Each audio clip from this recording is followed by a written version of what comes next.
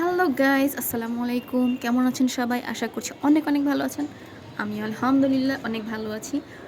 খুব সুন্দর এবং মজাদার একটা রেসিপি নিয়ে আজকে আপনাদের সামনে আমি চলে এসেছি। আজকের রেসিপিটা হচ্ছে চিংড়ি মাছের বালাচাও, যেটা খুব খুব প্রিয় সবারই।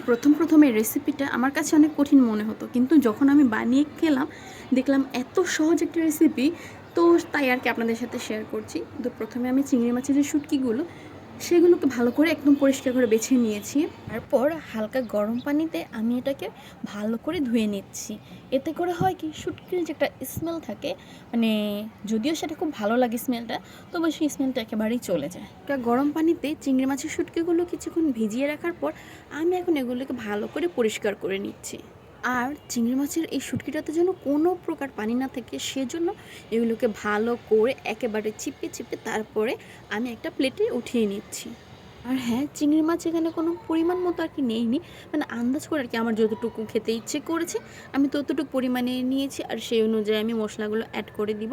তবে চিংড়ি মাছের পরিমাণ বাড়লে মশলার পরিমাণও বেড়ে যাবে, আবার চিংড়ি মাছের পরিমাণ কমলে মশলার পরিমাণও কিন্তু কমে যাবে। তো এখানে আমি কুচি কুচি করে কিছুটা রসুন, কিছুটা না বেশ কিছুটা রসুন নিয়েছি, আর হচ্ছে যতটুকু পরিমাণ পেঁয়াজ, ঠিক ততটুকু পরিমাণ বা তার চেয়ে একটু বেশি হবে, আমি পেঁয়াজ কুচি করে নিয়েছি।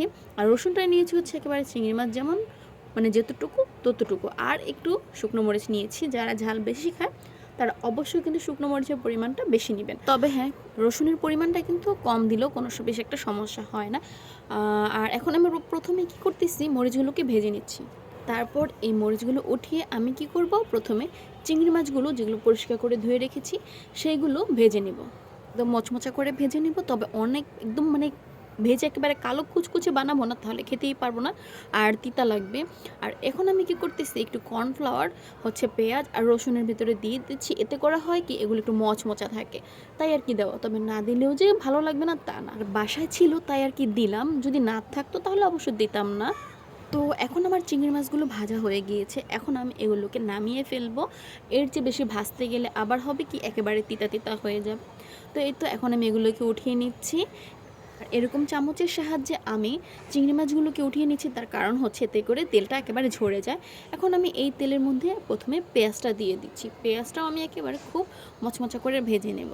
আর হ্যাঁ, আমার এই ভিডিও যদি আপনাদের কাছে ভালো লাগে তাহলে অবশ্যই কিন্তু লাইক কমেন্ট করে পাশে থাকবেন আর শেয়ার করে দেবেন। আর যদি ইউটিউব চ্যানেল থেকে দেখে থাকেন তাহলে কিন্তু অবশ্যই চ্যানেলটা সাবস্ক্রাইব করে দেবেন।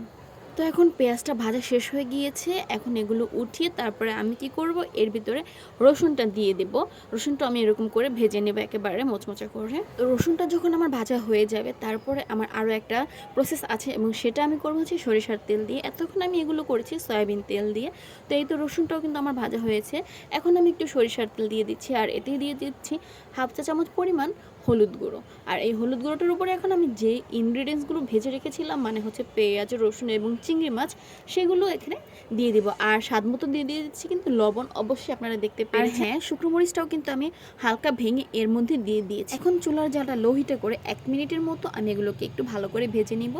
তো এই তো রেডি হয়ে গেছে আমার চিংড়ি মাছের বালাচাও। এটা শুধুও ভাত দিয়ে খাওয়া যায়, বা আবার এক্সট্রা পেঁয়াজ কাঁচামরিচ দিয়েও কিন্তু খাওয়া যায়।